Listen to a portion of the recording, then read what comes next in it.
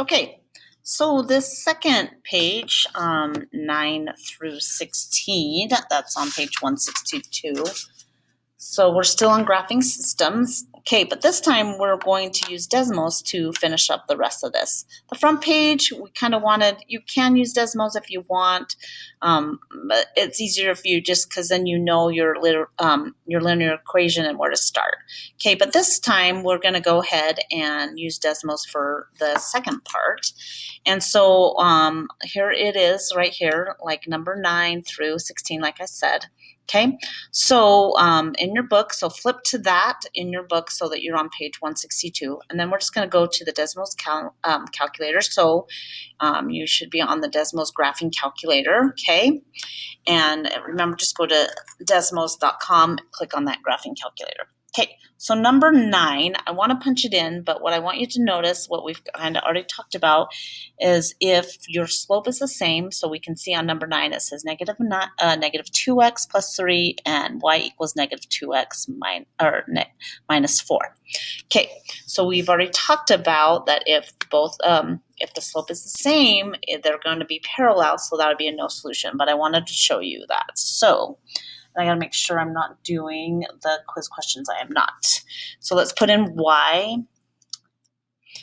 equals negative 2x plus 3. And then my next one is y equals, sorry, hold on, apologize to that. Y equals negative 2x again, because we talked about that. They're the same. The slope was the same, minus 4. Okay, so do we notice that they do not cross? There is not a point where the systems are the same. So we know that this will be a no solution because they will continue and continue and continue, and they will never intersect. So that is, so number 9, you would write no solution. So write no solution. Okay. Now, let's go ahead and jump and do number 10. So let's do number 10 together. And number 10 says y equals negative 4x, y equals negative 4x minus 4. And then my second equation is y equals, this is number 10, negative x plus 2. Look at that. Isn't Desmos amazing? Then you just hover over where they intercept, and that'll give us our solution for that system. So you would write negative 2 and 4 in your book, okay, in your ordered pair. Okay, remember that? Okay, this is kind of a review. Okay, let's look at number 11. Let's do an 11 together. This will be my last one I'll do with you because the other ones you can just go ahead and put in. That's the magic of Desmos, okay? So y equals negative 3 over 2x plus 2. And then our next one is x equals 4.